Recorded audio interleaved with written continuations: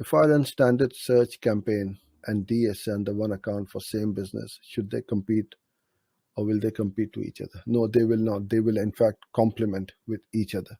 So you must run, don't have one account for search, another one for DSA, another one for YouTube, because all these data signals should be in one account for sure.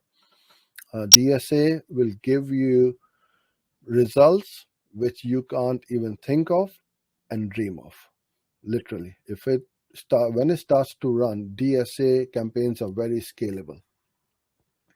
So what you also get from DSAs is search queries which you had never considered as positive keywords as well as negative keywords, because Google is going to go and put your ads in front of those people. Now, those of you who don't know what DSA means, these are dynamic search ads.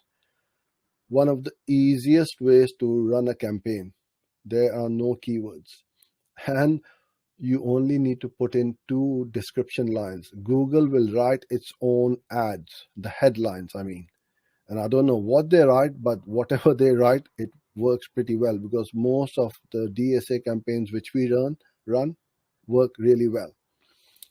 And Google is going to show you some more search queries which you had not considered, and you're going to expand your campaign overall and also add more keywords, negative keywords to your account, and tighten it up so that you don't waste any more money.